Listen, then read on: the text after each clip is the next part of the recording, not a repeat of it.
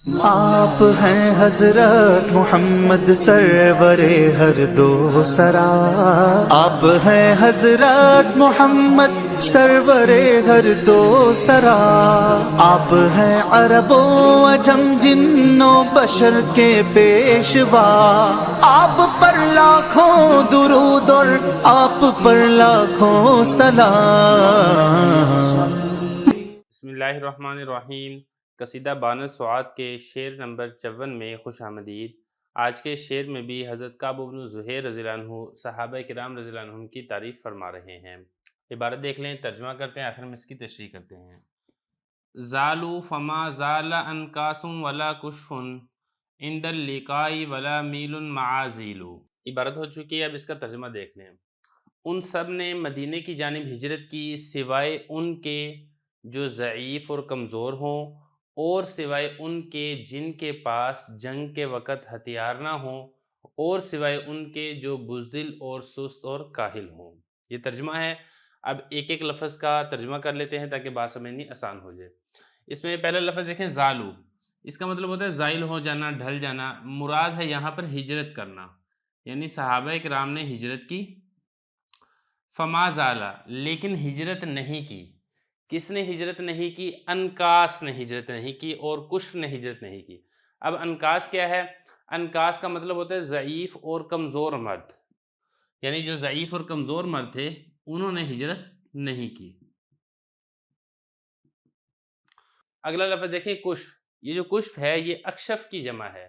اس کا مطلب ہوتا ہے کہ وہ شخص جس کے پاس لڑائی کے وقت ہتھیار اور ڈھال نہ ہو، یعنی جس کو ہم کہتے ہیں نا نہتہ شخص، اس کو کہا جاتا ہے کشف۔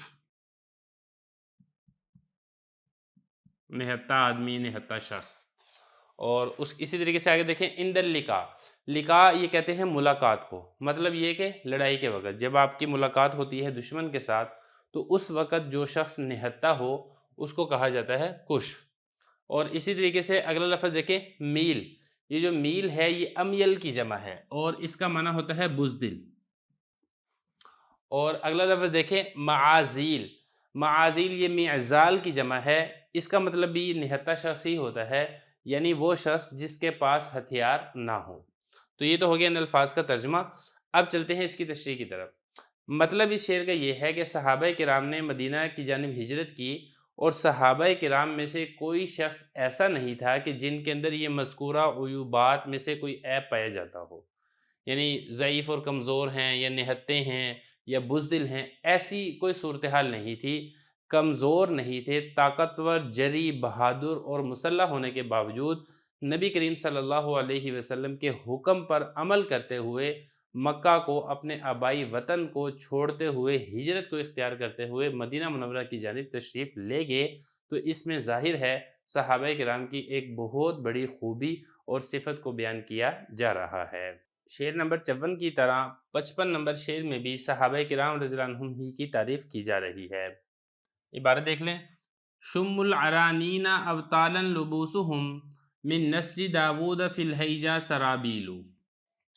یہ شعر میں نے آپ کے سامنے پڑھ دیا، اس کا ترجمہ دیکھ لیں۔ وہ صحابہ بلند ناک والے بہادر ہیں، جنگ میں ان کی زریں اور لباس نسج داؤدی کی طرح ہے۔ عبارت اس کا ترجمہ ہے، ایک ایک لفظ کا دیکھ لیتے تاکہ بات سمجھنی آسان ہو جائے۔ یہ جو پہلا لفظ ہے نا، شم، یہ اشم کی جمع ہے، اور اشم اس کا مطلب ہے اونچی ناک والا۔ اصل میں جو اشم ہے یہ لفظ لغت میں اس کا معنی ہوتا ہے اونچا ہونا۔ تو اونچا ہونا یا اونچی ناک والا ہونا، دونوں ہی معنی اس کے کیے گئے ہیں۔ بہتر یہ ہے کہ آپ یہاں پہ صرف اونچا ہونا معنی کریں، کیونکہ جو آگے ارانین ہے اس کا مطلب بھی یہی ناک ہی ہے۔ تو مطلب یہ کہ ان کی جو ناکیں ہیں وہ اونچی ہیں، تو اونچی ناک کا ہونا یہ خوبصورتی کی علامت ہوتی ہے، تو اس لیے فرمایا کہ جو صحابہ اونچی ناک والے ہیں۔ اور اس کے بعد آگے دیکھیں، اگلا لفظ ہے ابطال، یہ بطل کی جمع ہے اور یہ بہادر کو کہا جاتا ہے۔ اگلا لفظ دیکھیں، لبوس، یہ جو ہم ہے نا اس کا مطلب ہے ان کی یا ان کے، تو یہ صحابہ کی طرف یہ اشارہ ہو رہا ہے، یہ ضمیر ہے۔ تو لبوس اس کا مطلب ہوتا ہے زرہ، لباس، یعنی یہ جو صحابہ ہیں ان کی جو زرہ ہے، ان کی جو لباس ہیں وہ کیا ہیں؟ من نسج داود۔ اب یہ جو نسج ہے نا اس کا مطلب ہوتا ہے کپڑے کو بننا۔ تو حضرت داؤد علیہ السلام چونکہ وہ زرہ بنایا کرتے تھے تو یہ اشارہ کیا جا رہا ہے کہ جس طریقے سے حضرت داؤد علیہ السلام کی جو زریں مضبوط اور طاقتور ہوا کرتی تھی، اسی طریقے سے جو یہ صحابہ کرام ہیں ان کی جو زریں ہیں، ان کے جو لباس ہیں، وہ بھی نسج داؤدی کی طرح ہیں، یعنی طاقت اور قوت اور مضبوطی کے اندر حضرت داؤد علیہ السلام کی بنائی ہوئی زرہ کی طرح یہ مضبوط اور طاقتور ہیں۔ اگلا لفظ دیکھیں فی الہیجا، فی اس کا مطلب ہوتا ہے میں، اور اگلا لفظ ہے ہیجا، ہیجا اس کا مطلب ہے یہاں پر جنگ اور لڑائی، یعنی جنگ اور لڑائی کے اندر۔ اور اسی طریقے سے سرابیل، اس کو بھی دیکھ لیں، سرابیل یہ سربال کی جمع ہے، مطلب یہ کہ کرتا اور لباس، یعنی ان کے جو کرتے ہیں، ان کا جو لباس ہے، ان کی جو زریں ہیں وہ طاقتور اور مضبوط ہیں، جنگ کے اندر وہ ٹوٹتی نہیں ہیں، خراب نہیں ہوتی ہیں۔ اب چلتے ہیں اس کی تشریح کی طرف۔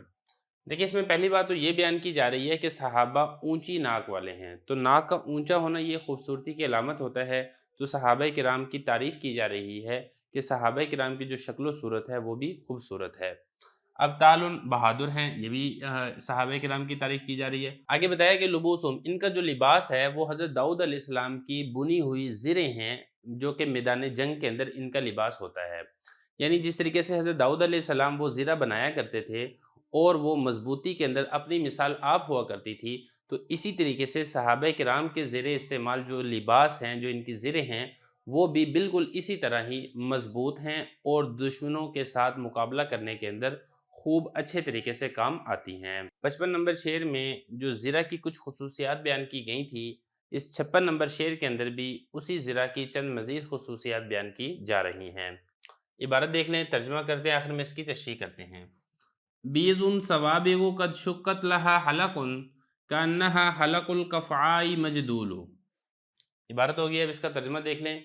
ان کی زریں مضبوط چمکدار ہیں، جن کے حلقے مضبوطی کے ساتھ ایک دوسرے کے اندر پیوست ہیں، یعنی کہ تنگ ہیں، گویا کہ وہ قفعاء گھاس کے حلقے ہیں جو مضبوطی سے بنے ہوئے ہوتے ہیں۔ اس کا ترجمہ ایک ایک لفظ کا ترجمہ دیکھ لیتے ہیں۔ پہلا لفظ ہے بیس، یہ ابیض کی جمع ہے اور یہ کہا جاتا ہے سفید کو، یہ پہلا لفظ ہو گیا۔ اس کے بعد اگلا لفظ دیکھیں سوابغ، یہ سابغہ کی جمع ہے اور اس کا مطلب ہوتا ہے مکمل، مکمل سفید، مطلب یہ کہ مکمل طور پر کامل اور چمکدار سفید رنگ کی ان کی زریں ہیں۔ اور شکت، اس کا مطلب ہوتا ہے ملانا، یہ اصل میں فعل ہے اور اس کا مطلب یہ ہے کہ ملایا گیا ہے جن کو، یعنی وہ جو زریں ہیں ان کو ملایا گیا ہے۔ حلقن، یہ وہی حلقہ ہے جو ہم اردو کے اندر استعمال کرتے ہیں نا، حلقہ یعنی گول دائرہ، گویا کہ وہ جو زریں ہیں ان کے حلقوں کو آپس میں ملایا گیا ہے اور اس زرہ کو تنگ کر دیا گیا ہے۔ کانہا، گویا کہ وہ قفعاء، یہ ایک گھاس ہے مخصوص قسم کی، اس گھاس میں بھی اسی طریقے سے نا گول گول حلقے بنے ہوتے ہیں۔ اگر آپ اس گھاس کو دیکھیں گے تو آپ کو ایسے لگے گا جس طریقے سے انگوٹھی گول اس طریقے سے ہوتی ہے نا، اسی طریقے سے یہ والی جو گھاس ہے اس کے بھی انگوٹھی کی طرح گول گول حلقے ہیں۔ تو اب یہ تشبیہ دے رہے ہیں کہ جو وہ زرہ ہے اس زرہ کو قفعاء گھاس کے ساتھ تشبیہ دی جا رہی ہے کہ وہ جو زرہ ہے اس کے حلقے بھی بالکل ایسے ہی گول ہیں جس طریقے سے قفعاء گھاس کے حلقے گول ہوتے ہیں۔ مجدول، اس کا مطلب ہوتا ہے مضبوط کرنا، بٹنا، یعنی وہ جو حلقے ہیں ان کو مضبوط کیا گیا ہے۔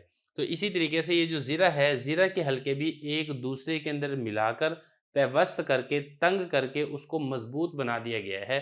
خلاصہ کلام یہ ہے کہ یہ جو زرہ ہے یہ انتہائی صاف شفاف ہیں اور مضبوط زریں ہیں، اور اسی طریقے سے یہ جو صحابہ ہیں ان کی صفات بھی اسی طریقے سے ایسی ہی عمدہ اور شاندار ہیں، اور صحابہ کرام کی عمدہ اور شاندار صفات کا ہونا یہ دلالت کرتا ہے نبی کریم صلی اللہ علیہ وسلم کے کمال پر۔